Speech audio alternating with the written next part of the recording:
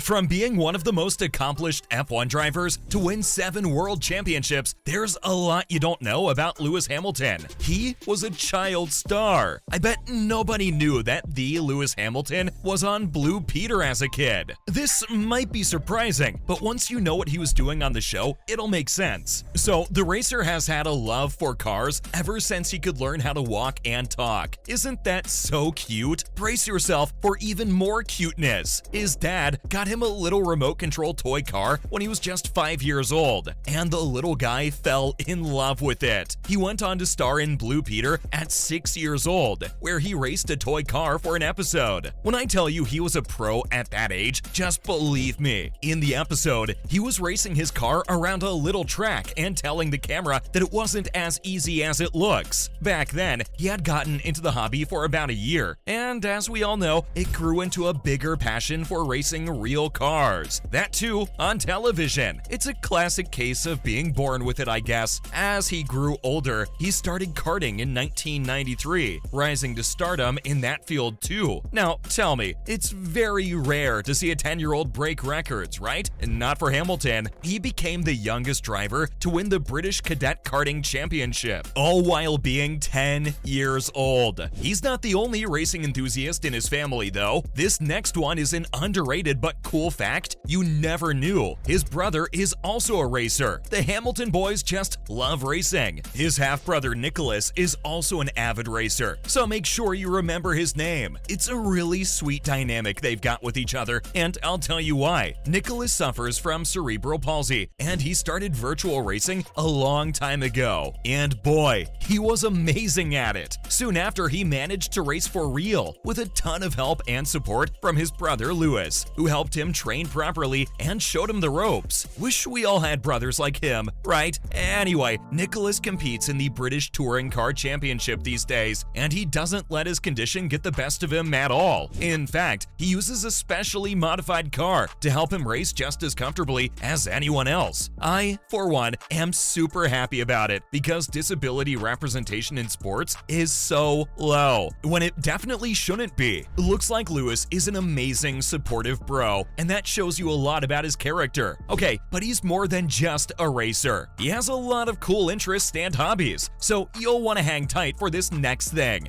And it's heavily down to the work that those guys are doing on the track.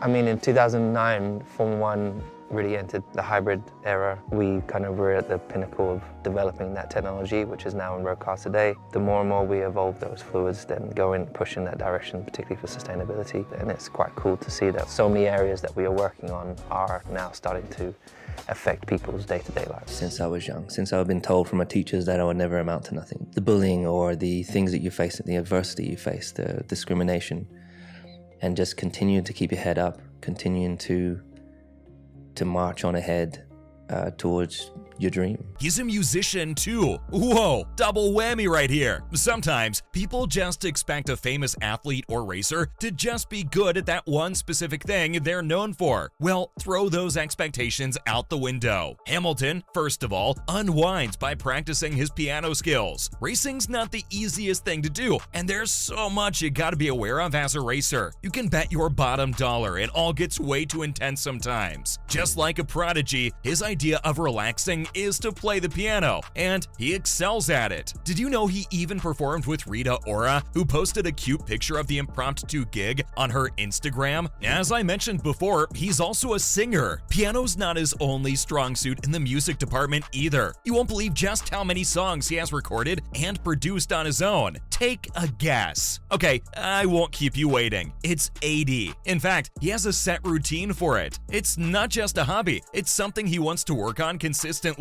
He books a studio session for himself after every Saturday race. It helps him unwind and get better. Now, I don't know if he'll ever get sick of racing. If he does, this is a great alternate career path. Speaking of his career, it's no secret that he has a ton of money. What can I say? It just comes from being such a good racer. Bet you didn't know that he has a generous spirit just as big as his money. He's a dedicated philanthropist. Sure, he has a super extravagant lifestyle with lots of properties around around the world, but charity always comes first for him. He's very invested in giving back, to the point where he has his charity. It's called Mission 44, and it focuses on recruiting 150 black students to sponsor their education. The sad truth is that racism is such a plague, so it's amazing to see someone like him support his community from within. His charity focuses on educating students in fields like STEM, where black people are severely underrepresented.